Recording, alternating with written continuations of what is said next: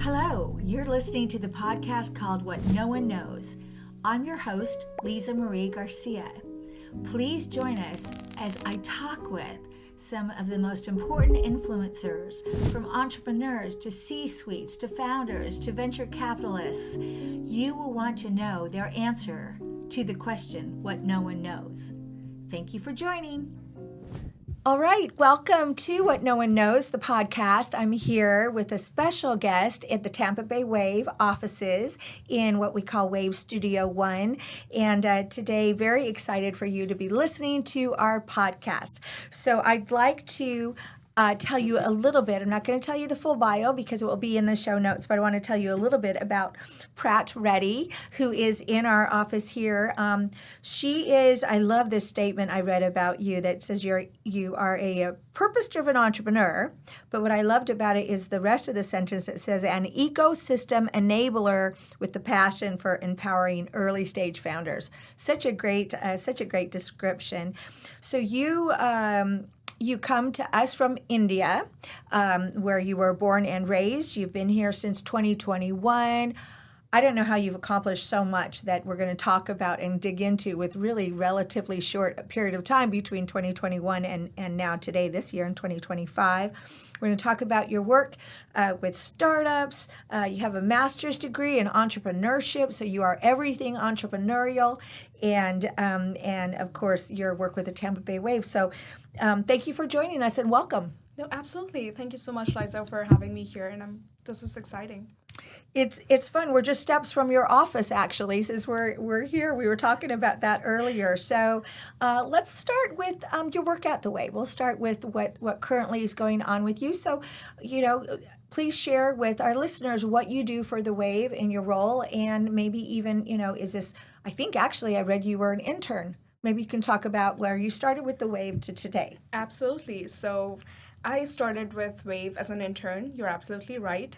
So this was the time when I was in my final semester doing my master's degree in entrepreneurship at University of South Florida here in Tampa. This is where I stumbled upon Tampa Bay Wave, and the internship opportunity, right? Like, funny story, I'm crazy about startups, right? So my passion has always been around startups, and I always like to be surrounded by startups. So that's kind of how I went into Synapse Summit with one of my professors who highly spoke about the event, and that's when I saw Tampa Bay Wave with the booth and a couple of Wave employees. They were so awesome, and they were talking about the impact they've had in the Tampa Bay ecosystem and the community that they have built out in the past 13 years. I'm like, wait, this is really, really interesting. Is there any way I can get closer to them? Right, and then one of my professors hosted an event at Wave's old space, which is right across the street. Right, I was here with a couple of other classmates, and then there was it was a fireside chat with a couple of founders and Wave staff, and I'm like, what are these guys doing? I mean, this is amazing. This is exactly where I want to be, right? And from there, I got this opportunity to do an internship, and I jumped on it. I'm like, no, this is mine, kind of thing, right? So one thing led to another, and it's like right now it's a full circle moment, right? I'm now the senior associate for platform and ecosystem growth. I work for both core programs as well as our accelerator programs. So it's a fancy term, basically, that says I'm a connecting dot between the startups that need the support to the resources that are available that can help them grow. That's an important dot. So say that one more time. You're the connecting dot between? I'm the connecting dot between startups and the resources that they need to grow. So that's exactly what I'm doing here right now, which is amazing, right? And how long have you been in that role?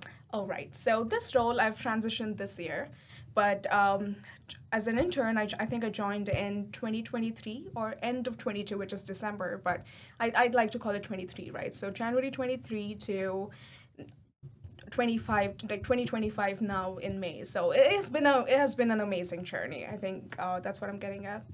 I love the excitement. Even now, I can feel it where you're like, I want that job. I'm going to go after that job. I mean, to me, that the excitement and the knowing what you want and then also going for it is definitely a trait of entrepreneurs. So I loved hearing that and seeing that.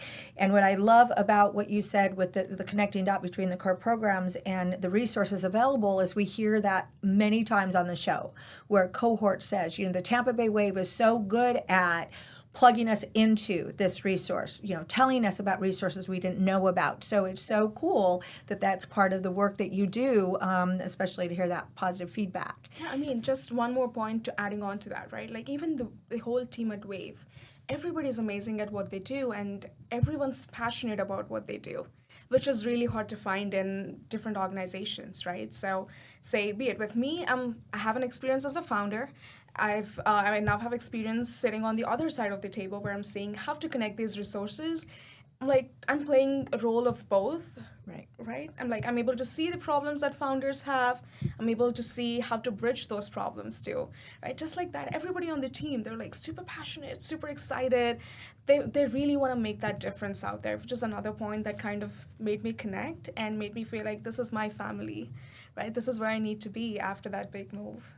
Yeah, for sure. That other element that you mentioned, as far as the quality of the people that are part of the team, does absolutely come up many times in our podcast. Hearing from that, so you're 100%. And I know almost all of you. We've got a couple new faces I know now to your team, but I agree wholeheartedly. Let me ask you though, because this is what I want to know about you. How did you become so passionate, like you said, I want to be where those startups are? How did you become so passionate with startups and helping and being one yourself, an entrepreneur yourself? Where did that come from? So that's a funny story. Like when I was doing my undergrad, I'm a computer science engineer.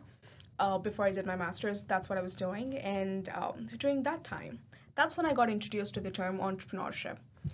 This was the time when I didn't even know how to spell the word right. Right? So I used to always mess up with the E and U's in between. I always do, even now. Thank goodness for spell check. No, go ahead. So this was the time when I got introduced to that. I'm like, oh, this is so fancy. This is amazing, right? This is something different. I don't want to be one of those engineers who's trying to do the other crazy stuff, which I have huge respect for because I know how hard that is. But this looked very interesting. People were achieving something huge, and with the right support, it's going to just push them onwards and upwards in no time, right? So I started digging more, and then I'm like just like any other person who's super fascinated about entrepreneurship, I wanted to have my startup. I wanted to have a startup of my own while doing my undergrad degree, right? Because you can't be busy enough, I basically. can't be busy enough, so I wanted to be more crazier, right? So I did that, and this was a time when I didn't know anything about entrepreneurship, again, in quotes, right? So I didn't know what a prototype was. I didn't know that I needed to find my product market fit first, or I didn't do my customer validation before I jumped in. But I wanted to build the next biggest thing, and that's all that I cared about, right? So I fell flat just after a few years. Like, this is not going to happen. I need to learn more, right? Again, I was a student entrepreneur then. Right. So I had the passion. I was missing the knowledge that I needed to build my startup. So I started going around talking to people. I said, hey, have you been in my shoes ever? Right? As stupid as it sounds, I'm here to listen, because I was the dumbest person in a room full of entrepreneurs, investors, mentors, but I had the hunger to learn more. So that's what I was putting forward. I was asking people all these dumb and stupid questions, and I got the answers. But then I realized there were so many people who were wasting their time or who were just giving up on their ideas. Again, not because their ideas are stupid, because they just didn't know how to execute it. Right. Right? So then I did my customer validation. I traveled the whole country, spoke with different accelerators, spoke with different incubators, understood what their pain points were, and why weren't people trusting student entrepreneurs a lot to deploy funding. So all my research said all the points that I faced or I went through were the exact same reasons. Right. So then me and my other co-founder back then, we decided you don't have to fail to learn entrepreneurship. There should be an easier way. There's such huge support system. There's so many people who are here to help, but all it takes is just being that one person who connects those resources with the right people that need those resources. right? So that's kind of how I jumped into entrepreneurship, on a whole, and started reaching out to people, or started being that dot, even before I realized that played made a very major role in this There's process. that dot again. So you've touched on then that in addition to your more than full-time job at the Wave, that you also co-founded something called Debut Labs, right? And so what you talked about, and I'm a very visual person too, so as you were talking, I was putting together the lines, which are the steps between the start and the finish. Like you said, the entrepreneur will have a fabulous idea, so that's start, right? Be passionate, fabulous, knowledgeable about that, but then see the end point, but what about everything in between? And that's where fatigue happens quite often. That's pretty much what Debut Labs does, is it's all those proven steps in between processes and all of that you work with the startups with? Is that how you explain Yes. And the way we see entrepreneurship at Debut Labs is we want to build entrepreneurs first, and then we talk about their startups. Because we strongly believe that startups can fail. Like, there could be 100 other reasons, both in your control or not in your control. But the only thing that's in your control is having that right mindset to solving the right problems. So having an idea is great, but also understanding, how do I validate my idea?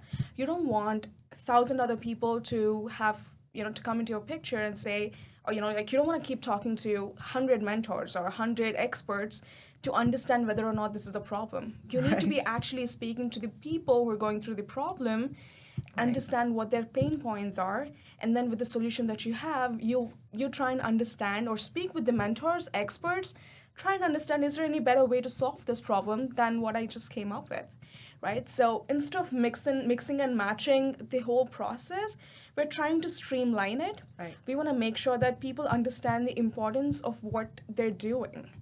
We don't want you to just start something because it sounded fancy, or you get the fame and recognition. Right. Until unless you connect with the problem, you will not be able to solve it in the right sense or up to its maximum potential. It's so good. And I can, it's so good, not mix and match. And in my mind, I'm saying match and match, Right. And I likened it to, so here's the book part of me liking what you just said. I liken it to, we can send a book out for what we call our beta read proofing time. So the book's pretty much ready. We know there might be a few more things, but we'll send it out to beta readers on our end. And then also we ask our client, do you have friends that want to read the book that you trust, and that.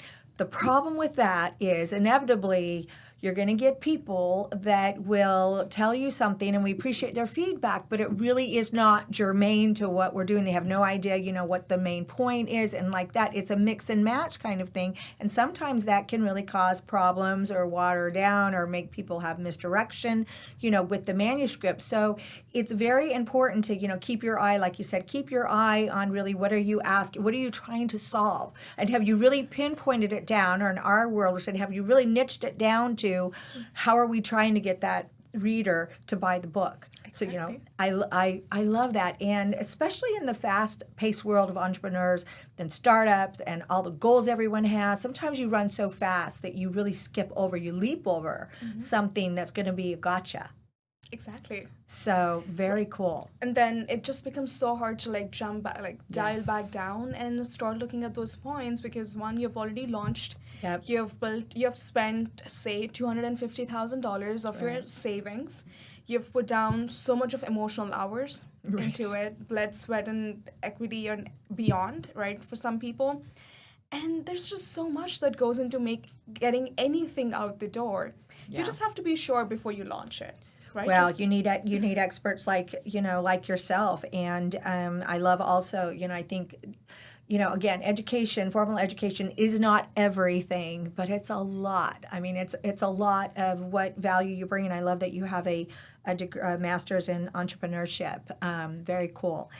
So, before we leave the Wave, I want to ask you, because this does come up quite often, what do you think is, especially where, you had shared that you were accepted to a college for your master's degree in Silicon Valley, and how most people know now how emerging and how really emerged the Tampa Bay Wave ecosystem is in terms of startups and entrepreneurs and businesses and even nonprofits.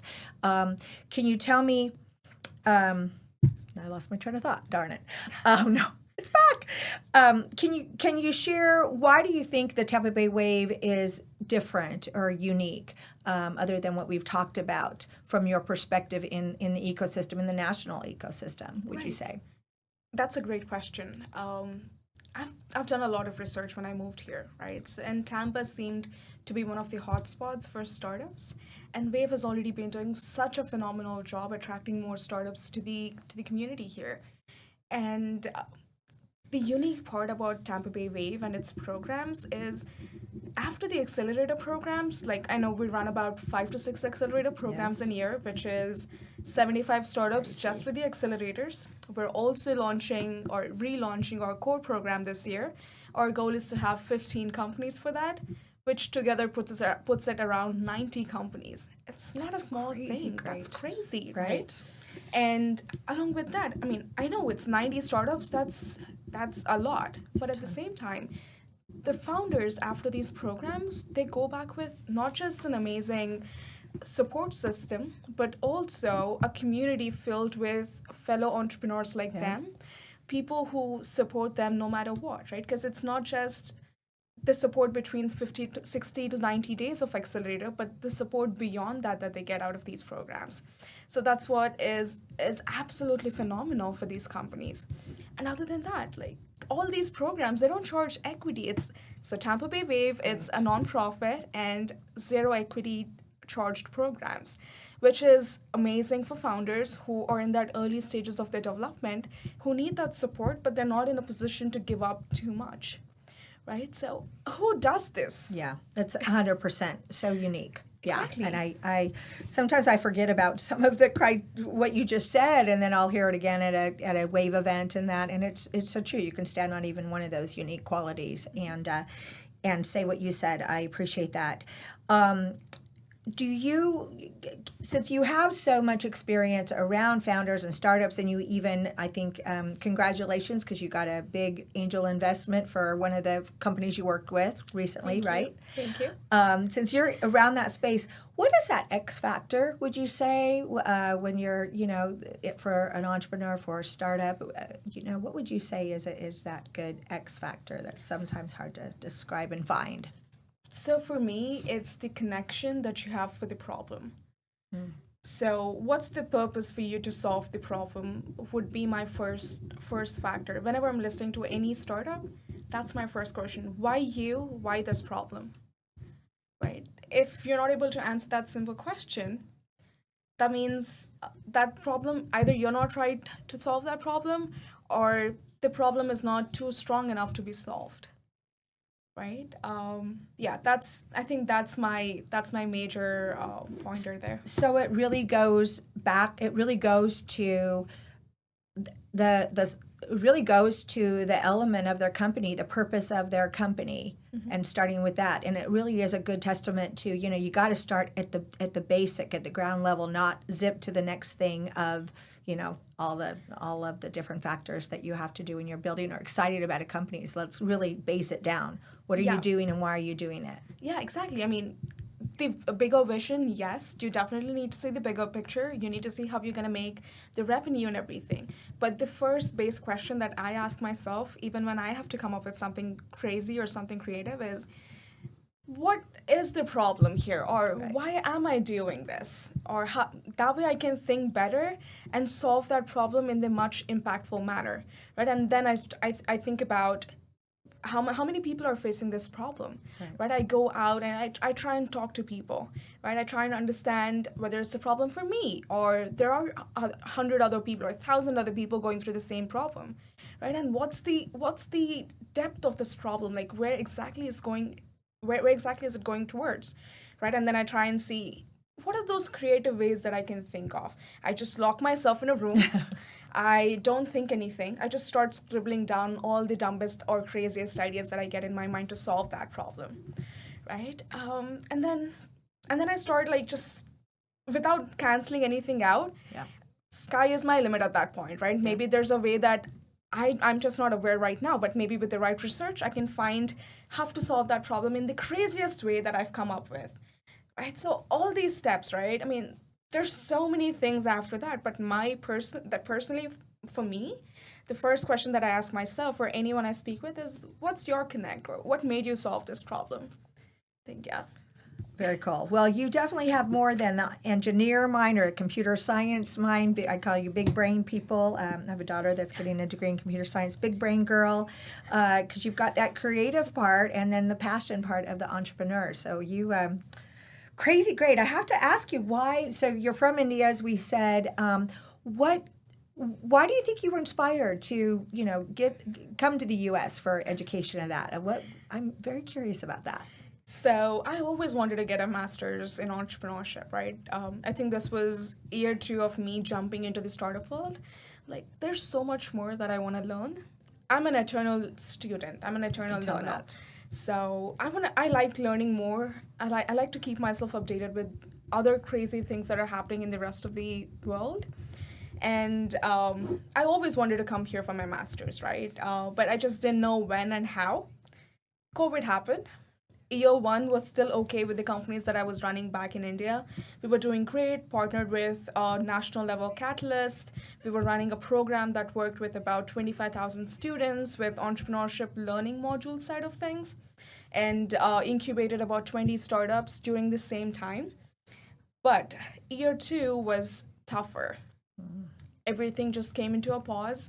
The whole world, I mean, as you know, was in a very bad shape, and everything needed a little bit of time to reset. Right. So I thought, I mean, this is the lamest answer for this, but I thought, okay, the world is at pause right now, and maybe it's time for me to go get my master's, because that was always on my list. Right. I felt like maybe if not now, then never. Yeah. So I came here. Intention was never to stay back. Right? I'm a single child. So my parents, they're like, come back, this and that. You know how moms are. Yes, I do. And I'd be saying, how could my daughter be in the U.S. and I'm in India? So, yeah. Right. So the original plan was to just go get my master's, gain the knowledge, gain the experience, and come back home and keep doing what I'm doing. But then Wave came into my picture. Then I started feeling that this is my second home, second family here, and I couldn't just leave, leaving all this amazing things that they're doing here. So I ended up staying back. Well, you started a new life here, and it's amazing. So now I understand. I feel bad for your mom. I can't help it, but I got to get over myself. But I'm still a newly what's it called? Empty nester. Actually, someone gave me a new term for that. I've got to start remembering it and saying it. All right, enough about me. Let's go back to you. You're so amazing. I think this is fabulous. And we're very close to being ending our podcast here. I'd like you, though, before I ask you the last question, I'd like you to give motivation to, maybe students that are, within what their education goals are. Like you said, you knew you wanted your master's, and many students have that, but they're just having a hard time getting to the finish line. Even, as you work with startup founders, maybe they, like we talked about, glossed over really what they should be working on, and now they're too far to go back and they don't want to start again.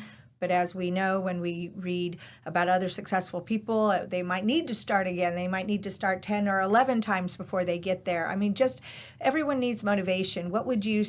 How would you encourage someone that needs that? Because I can tell you're full of motivation and inspiration. Thank you for that. So my biggest motivation was I was always giving myself small goals. That way I can achieve them in a faster time.